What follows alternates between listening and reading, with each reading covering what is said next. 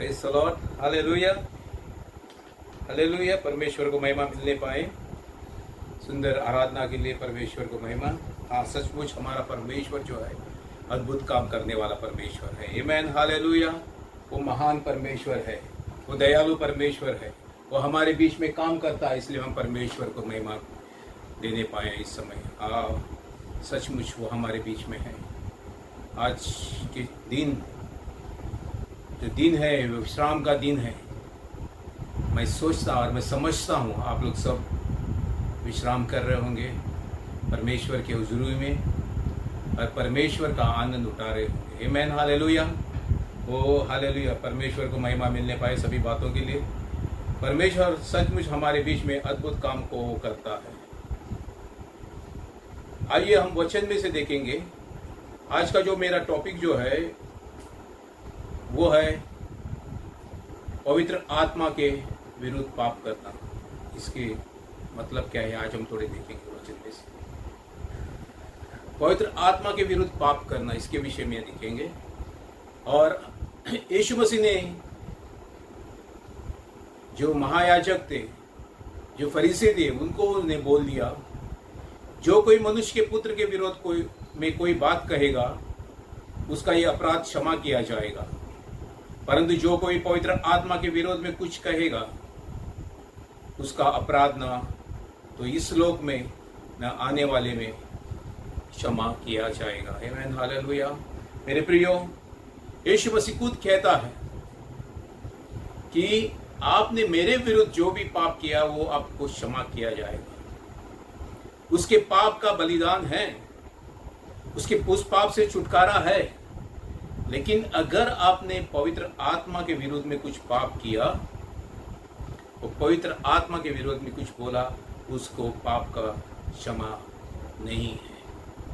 वो इसी जीवन में नहीं, लेकिन आने वाले जीवन में भी, आने वाले काल में भी उसको क्षमा ना होगी। मेरे प्रियो, इसलिए हमको चौकस रहना बहुत ही जरूरी है कि हम हमारे जीवन में क्या हम परमेश्वर को दुखी कर रहे हैं, परमेश्वर का आत्मा को हम दुखी कर रहे हैं, या उसको हम महिमा दे रहे हैं हमारे जीवन में से। आइए हम कुछ बातों को देखेंगे जिससे हम पवित्र आत्मा के ऊपर हम पाप कर सकते हैं। छोटी छोटी बातें होए तो छोटी छोटी बातों से हम परमेश्वर के विरुद्ध में हम पाप कर सकते हैं। परमेश्वर के आत्मा के जो पवित्र आत्मा है उसके विरुद्ध में हम पाप कर सकते हैं। हाँ मेरे प्रियो, आज परमेश्वर का आत्मा आज हमारे अंदर वास किया हुआ है। परमेश्वर का आत्मा आज हमारे अंदर है। उसने कहा है, क्या तुम नहीं जानते तुम पवित्र आत्मा के मंदिर हो और परमेश्वर का आत्मा तुम में निवास करता है। हाँ मेरे प्रियो, वो एकदम आपके करीब है, वो दूर नहीं है। उसको ढूंढने के लिए इधर उधर जाने की जरूरत नहीं है मेरे प्रियो, वो आपके अंदर है। और हमारे जीवन में हम उसको कैसे महिमा देते हैं ये हमको देखने की बहुत ही जरूरत है मेरे प्रियो, क्योंकि वो हमारे करीब है। हम जो बातें बोलते हैं उसके द्वारा उसको महिमा मिल रही कि नहीं मिल रही, जो हम देखते हैं उसके द्वारा परमेश्वर को महिमा मिल रही कि नहीं मिल रही है, हमको देखने की जरूरत है। क्योंकि वो पवित्र आत्मा हमारे अंदर है और हमें वो मार्गदर्शन देता है। जो बातें यीशु मसीह ने हमको सिखाए उसको वो हमारे ज्ञान में लाता है, उसको हम स्मरण वो दिलाता है। और कई चीजें हम करने जाते हैं जो परमेश्वर के विरुद्ध में, उस समय वो धीमी आवाज से हमसे बात करता है, वो हमसे मुलाकात करता है उस समय, और वो कहता है, बेटा ये जो कर रहा है वो आप गलत है। एक धीमी सी आवाज हमारे अंदर से आती है, वो है पवित्र आत्मा की आवाज। लेकिन यीशु मसीह यहां पे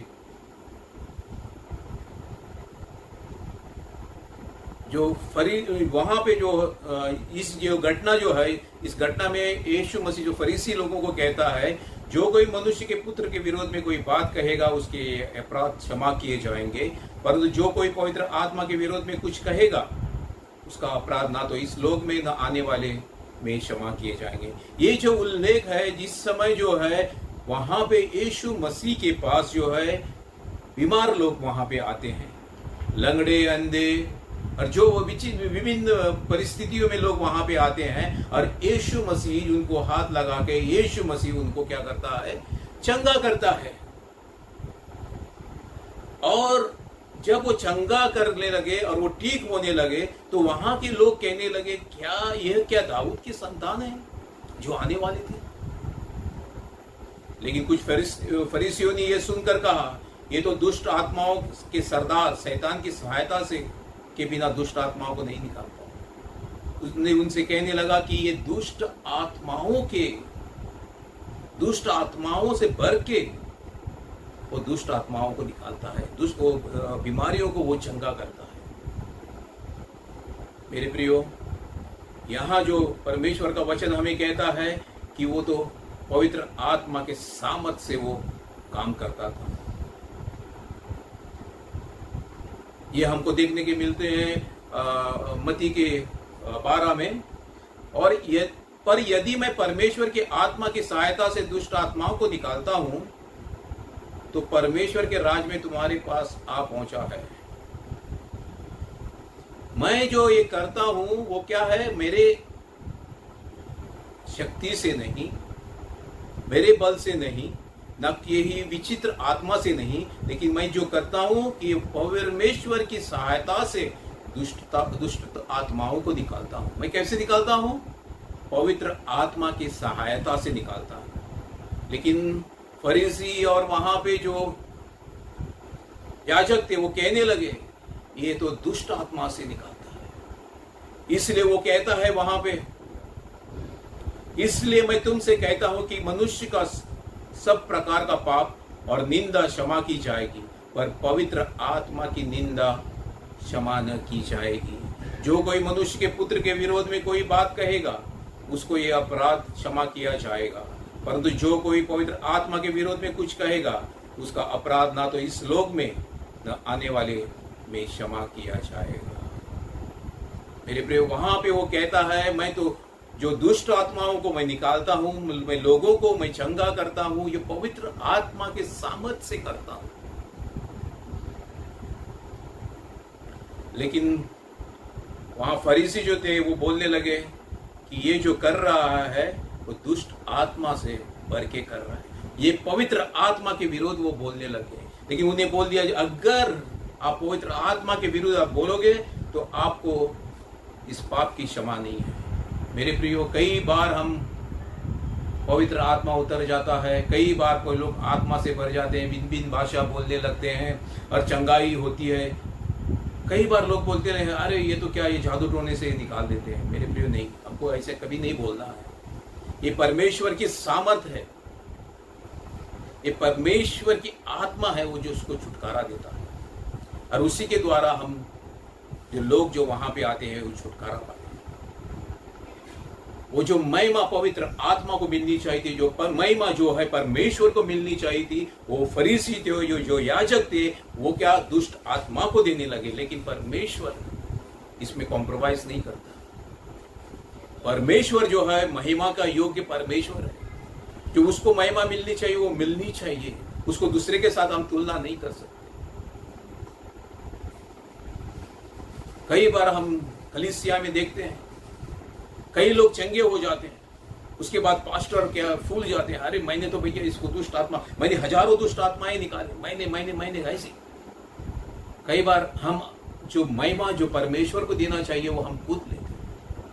इससे हम क्या करते हैं, परमेश्वर के विरुद्ध में हम बातें करते हैं, परमेश्वर के विरुद्ध में हम बातें करते हैं। लेकिन यहाँ पे कहता है, यदि तुम मेरे ऊपर, मेरे मतलब यीशु मसीह कहता है, यदि तुम मेरे ऊपर पाप करेंगे तो उसके लिए आपको क्षमा है। लेकिन अगर आपने परमेश्वर की आत्मा यानी पवित्र आत्मा के ऊपर आपने पाप किया, पवित्र आत्मा के विरुद्ध में आपने बोल दिया, उस पाप को आपके क्षमा नहीं है। मेरे प्रिय, इसलिए हमको चौकस रहना है, हम क्या परमेश्वर को महिमा दे रहा है कि नहीं दे रहा है ये देखो। और सब बातों में जो कुछ परमेश्वर हमारे द्वारा करता है वो सब बातों के लिए परमेश्वर को हम धन्यवाद देना चाहिए, सब बातों को परमेश्वर को हम महिमा देना। कई लोग भाई लोग आके बोल देते, आपने अच्छे सरमन बोल दिया, अरे आपके द्वारा कई चंगाई हो गई। कई बार हमारा जीवन जो गर्व से भर जाता, घमंड से भर जाता, नहीं मेरे, लेकिन वो जो उन लोग महिमा हमें दे रहा है वो हम परमेश्वर को पास ऑन करना चाहिए। सारी महिमा आपको मिलनी चाहिए। क्योंकि महिमा के हकदार वही है, उसकी महिमा हम चुरा नहीं सकते। अगर चुराएंगे वो हमारे लिए पाप है। अगर हम चुराएंगे तो वो मेरे लिए और आपके लिए पाप है। लेकिन जो आदर और मान पवित्र आत्मा को देना है वो देना है। उसको आदर ना दे रहे हैं, ये एक पाप है, वो उसकी पाप की क्षमा नहीं है मेरे। दूसरी चीज को हम देखेंगे मेरे प्रियो, जो परमेश्वर का वचन में हमें मिलता है प्रेरितों के काम में 5वें में। प्रेरितों के काम में हम आप लोग सभी लोग जानते होंगे हननिया सफीरा के बारे में। उससे पहले मैं थोड़े वचन को मैं पढ़ूंगा और उसके बाद मैं उसको प्रेरितों के काम 4 का 32, 33, 34 और 35 में पढ़ूंगा। और विश्वास करने वाले की मंडली एक चित और एक मन की थी। यहाँ तक कि कोई भी अपनी संपत्ति अपनी नहीं कहता था, परंतु सब कुछ साझे करता। और प्रेरित बड़े सामर्थ्य से प्रभु यीशु की जी उठने की गवाही देते रहे और उन सब पर बड़ा अनुग्रह हुआ। और उनमें कोई भी दरिद्र ना था, क्योंकि जिनके पास भूमि या घर थे वे सब बेच कर बिकी हुई वस्तुओं का दाम लाते और प्रेरितों के पांवों पर रखते थे। और जैसे जैसे जिसे आवश्यकता होती थी उसके अनुसार हर एक को बांट दिया जाता था। ये मैन हालेलुया। ये मेरे प्रियो वहां के लोगों की, जो पहले शताब्दी की कलीसिया के लोगों का ये विश्वास था और वो उनका काम था मेरे प्रियो उनके बीच में। और उनके बीच में जो मंडली थी वो एक मन और एक चीत की थी। जो कुछ उनका था वो सोचते थे वो हमारा नहीं है, वो लेकिन सबका है। और जिसको जिसको जरूरत थी उनके अनुसार उनके लोगों के बीच में बांट देते थे। अपनी संपत्तियों को बेचकर प्रेरितों के पांवों के पास लाके वो लोग रख देते थे। और जिसको जरूरत है उनको वो बेचते थे, उनको वो देते थे, बेचते नहीं थे, उनको देते, जरूरतें की उनकी पूरी करते थे। लेकिन आगे हम पढ़ते हैं प्रेरितों के काम 5 में हनन्याह नामक एक मनुष्य और उसकी पत्नी सफीरा ने कुछ भूमि बेची। जो ऊपर कर रहे थे, जो विश्वासी लोग कर रहे थे, सफीरा और हनन्याह ने सोचा कि हम भी, हमारे पास भी जो जमीन है वो भी हम बेच दें। और उन लोगों ने बेच दी और उसके दाम में से कुछ रख छोड़ा। और उस दाम में से उन लोगों ने कुछ अलग रख छोड़ा। लेकिन ऊपर हमने जो पढ़ा था सब कुछ उनके साझे का था, सब कुछ उनके साझे का था। और जो कुछ वो लोग बेचते थे प्रेरितों के पांव के पास लाके वो रख देते थे। लेकिन यहाँ हनन्याह और सफीरा ने क्या किया, अपनी संपत्ति को बेचा और कुछ उन्हें अपने लिए वो रख दिया। पर यह बात उसकी पत्नी भी जानती थी और उसका एक बाग लाकर प्रेरितों के पांव के आगे रख दिया। हनन्याह ने क्या कर दिया, थोड़ा सा बाग लाके प्रेरितों के पैरों के पास रख दिया। परंतु पतरस ने कहा, हे हनन्याह, शैतान ने तेरे मन में ये बात क्यों डाली है कि तू पवित्र आत्मा से झूठ बोले, कि तू पवित्र आत्मा से झूठ बोले। हे हनन्याह, शैतान ने तेरे मन में ये बात क्यों डाली है कि तुम पवित्र आत्मा से झूठ बोले। क्या वो पवित्र आत्मा से झूठ बोल रहा था? वास्तव में देखा जाए तो वो उनसे ही झूठ बोल रहा था। लेकिन वहां पे जो थे प्रेरित लोगों के सामने वो आके बोल रहा था, मैंने इतने ही मोल में उस जमीन को मैंने बेच दिया है और जितने पैसे मेरे पास आए हैं वो मैंने आपके पास लाके छोड़ दिया। लेकिन पतरस आत्मा में भरा हुआ था, पवित्र आत्मा उनके मध्य में था, पवित्र आत्मा उनके ऊपर उतर आया था और वो पवित्र आत्मा के सामर्थ से वो काम करते थे। पवित्र आत्मा ने उसको दिखा दिया, भैया इतना ही नहीं, उन्हें कुछ रख छोड़ा है। इसलिए पतरस एकदम बल से, एकदम हक से वो कहने लगा, शैतान ने तेरे मन में ये क्यों बात डाल दी कि तुम तुम्हारे लिए कुछ रख दे, तू पवित्र आत्मा से क्यों झूठ बोले। मेरे प्रियो, उसके आगे हम देखते हैं, और भूमि के दाम में से कुछ रख छोड़े। जब तक वो तेरे पास रही तो क्या तेरी न थी, और जब बिक गई तो उसकी कीमत क्या तेरे वश में नहीं थी। तूने ये बात अपने मन में क्यों सोची? तूने मनुष्य नहीं परंतु परमेश्वर से झूठ बोला है। मनुष्य से नहीं लेकिन परमेश्वर से झूठ बोला है। पवित्र आत्मा से झूठ बोलना उसका प्रतिफल अभी हम देखते हैं मेरे प्रिय। यहाँ पे उन लोगों ने अपनी जमीन को बेच दिया, थोड़े पैसे लाके प्रेरितों के पैर के पास रख दिया, और प्रेरित पतरस ने उनसे पूछा, क्या तुमको किस शैतान ने तुम्हारे मन में क्यों डाल दिया कि पवित्र आत्मा से तुम झूठ बोले? ये बातें सुनते ही अनन्या गिर पड़ा और वो वहीं पे मर गया। मेरे प्रिय, पवित्र आत्मा के विरुद्ध या पवित्र आत्मा से झूठ बोलना ये एक पाप है मेरे प्रिय, ये एक पाप है मेरे प्रिय। उसकी सजा जो है मृत्यु है।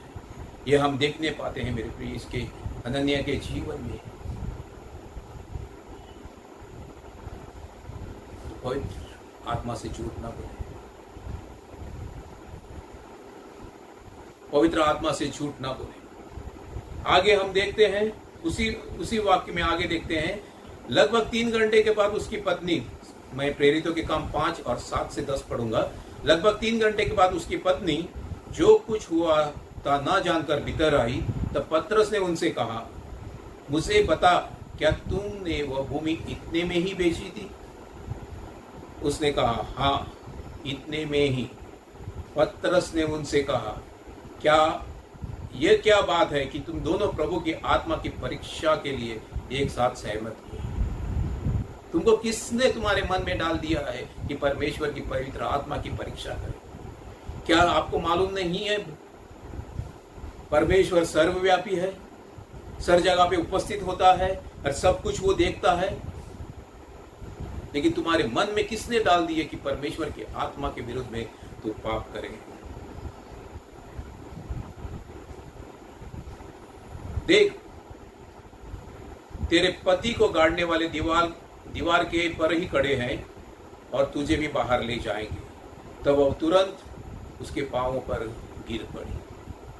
मेरे प्रिय, फिर उसके बाद उसकी पत्नी जो आई और वो भी बोलने लगी कि हमने इतने ही मोल में उसको बेच दिया था।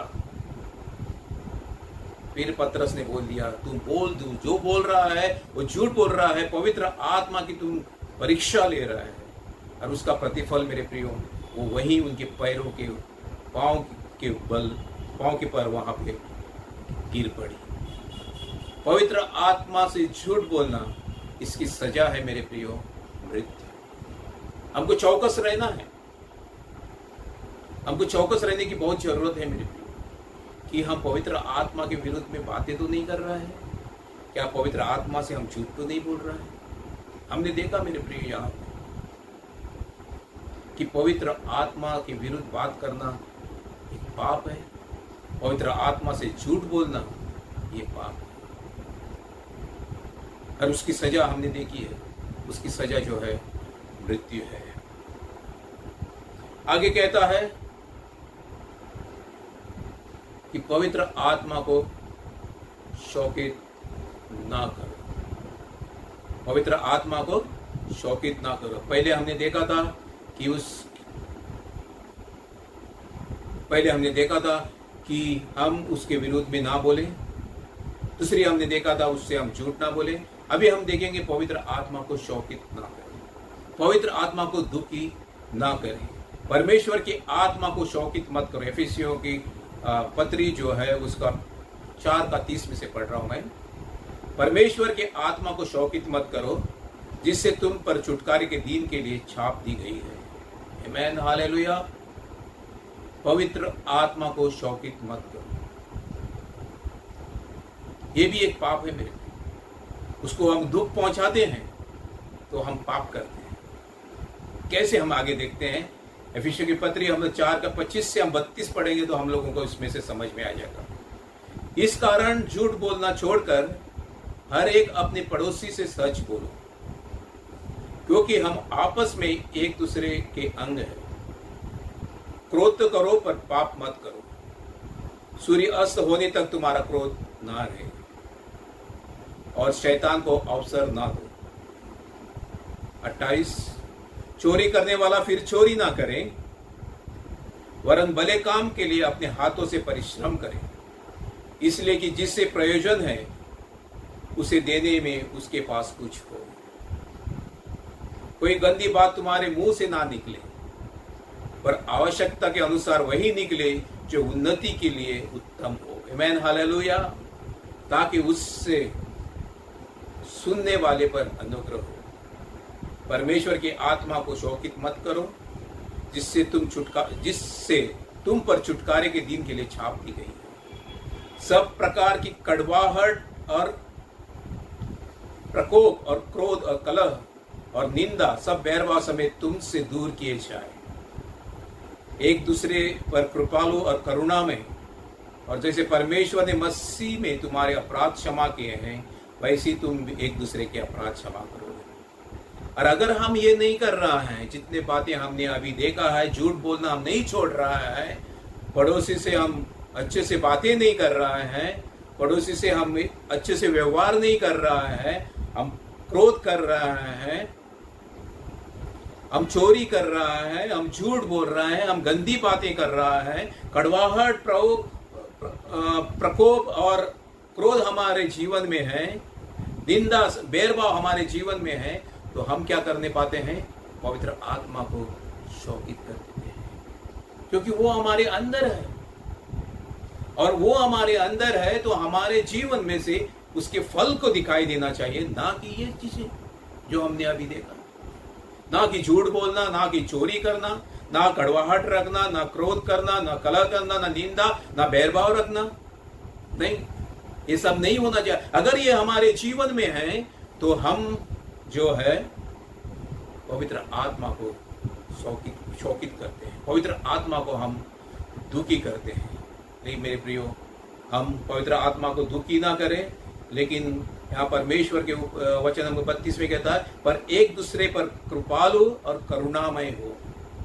और जैसे परमेश्वर ने मसीह में तुम्हारे अपराध क्षमा किए, वैसे तुम भी एक दूसरे के अपराध को क्षमा करो। आमीन। इससे हम परमेश्वर की आत्मा को क्रोधित होने से, परमेश्वर के आत्मा को क्रोधित मतलब दुखी होने से हम बचा सकते हैं। मेरे प्रियो, 3 बातें हमने देख लिया है जो परमेश्वर की आत्मा के विरुद्ध हम जो काम करते हैं, हमारे जीवन में जाने और अनजाने में भी हम करते हैं। उसको जो महिमा मिलनी चाहिए वो महिमा हम नहीं देते हैं, उसको आदर जो मिलना चाहिए वो आदर कई बार हम नहीं देते हैं, उसके विरुद्ध में कई बार हम झूठ बोलते हैं, और उसको कई बार हम दुखी करते हैं हमारे जीवन से, हमारे चाल चलन से। लेकिन परमेश्वर का वचन हमें उत्साहित करता है। परमेश्वर का वचन हमें बोलता है, कृपालु और दयालमंद और कृपामंद एक दूसरे से हो। जैसे परमेश्वर ने आपके पाप की क्षमा किया है, वैसे एक दूसरे की पाप को क्या करो? क्षमा करो। आमीन, हालेलुया, हालेलुया। 3 बातें। चौथी बातें हम देख रहे हैं, शरीर की लालसा ना करो। अगर हम शरीर की लालसाएं करते हैं, शरीर की इच्छा के अनुसार हम चलते हैं, तो भी हम परमेश्वर की आत्मा को शोकित करते हैं, तो भी हम परमेश्वर की आत्मा को हम नकारते हैं। परमेश्वर के विरुद्ध में, परमेश्वर के आत्मा के विरुद्ध में हम काम करने पाते हैं। गलातिया 5 और 16 में कहता है, पर मैं कहता हूं तुम आत्मा के अनुसार चलो। पर मैं कहता हूं आत्मा के अनुसार चलो, तो तुम शरीर की लालसा किसी रीति से पूरी ना करोगे, क्योंकि शरीर आत्मा के विरुद्ध में है। शरीर और आत्मा ये दोनों एक दूसरे के विरुद्ध में है। अगर आपने शरीर की लालसाएं करना शुरू कर दिए तो आप परमेश्वर से विरुद्ध, परमेश्वर से आप लड़ रहे हैं, क्योंकि शरीर और आत्मा के विरोध में है, और आत्मा शरीर के विरोध में लालसा करता है, पर ये एक दूसरे के विरोधी है। इसलिए जो तुम करना चाहते हो वो न कर पाओ। और यदि तुम आत्मा के चलाए चलते हो तो व्यवस्था के अधीन ना रहे। यदि तुम आत्मा के चलाए चलते हो तो व्यवस्था के अधीन ना रहे। शरीर के अनुसार हम ना करें, भाई हमको यही करना है, यही करना है। पुराने नियम में हमको कई चीजें हमको आज्ञाएं दी थी कि यही आपको करना है, नहीं तो आप मर जाओगे। लेकिन मेरे प्रियो, आज हमको उसमें से, उस वाचा में से, उस व्यवस्था में से हमको छुड़ाया है। और यदि हमको परमेश्वर की आत्मा चलाता है, यदि तुम आत्मा के चलाए चलते हो तो व्यवस्था के अधीन ना हो, मतलब शरीर की अभिलाषाओं को, शरीर के अनुसार आप ना चलो। शरीर का काम तो प्रकट है, अर्थात व्यभिचार, गंदे काम, लुचपन, मूर्ति पूजा, टोना, बैर, झगड़ा, ईर्ष्या, क्रोध, विरोध, फूट, विधर्म, डा, मतवालापन, लीला क्रीड़ा और इनके जैसे और काम है और काम है। इनके विषय में तुमसे पहले ही कह देता हूं, जैसे पहले ही भी कह चुका हूं, कि ऐसे ऐसे काम करने वाले परमेश्वर के राज्य में वारिस ना होंगे। मेरे प्रियो, ये आत्मा के विरुद्ध हम काम करेंगे, हमारे शरीर के अनुसार हम काम करेंगे, तो यहाँ परमेश्वर का वचन हमें कहता है कि परमेश्वर के राज्य के वारिस ना होंगे। पवित्र आत्मा के विरुद्ध हमारा शरीर के अनुसार हम चलेंगे तो परमेश्वर के राज्य के वारिस ना होंगे। इसलिए मेरे प्रियो, हम आत्मा के चलाए चलना है। जैसे पवित्र आत्मा हमको आगे बढ़ाता है, पर जैसे पवित्र आत्मा हमको मार्गदर्शन करता है, उसी के अनुसार हमको चलना है। लेकिन ये सब चीजें, शरीर की काम जो है, अर्थात व्यभिचार, गंदे काम, लुचपन, मूर्ति पूजा, टोना, बैर, झगड़ा, ईर्ष्या, क्रोध, विरोध, फूट, विधर्म, डा, मतवालापन, लीला क्रीड़ा, ये सब हमारे जीवन में से जाना चाहिए और पवित्र आत्मा के हम चलाए चलना है। आगे हम देखते हैं, परमेश्वर का वचन हमें कहता है, आत्मा को ना बुझाओ,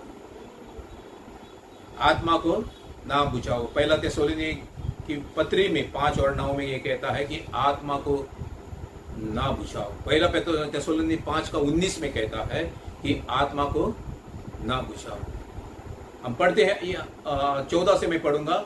और ये भाइयों, हम तुम्हें समझाते हैं कि जो ठीक चाल नहीं चलते उनको समझाओ, निरुत्साहित की उसे प्रोत्साहित करो, निर्बलों को संभालो और सबकी ओर सहनशीलता दिखाओ।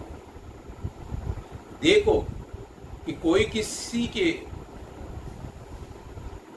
बुराई के बदले बुराई ना करे, पर सदा भलाई करने पर तत्पर रहो। आपस में सबसे भी भलाई की चेष्टा करो।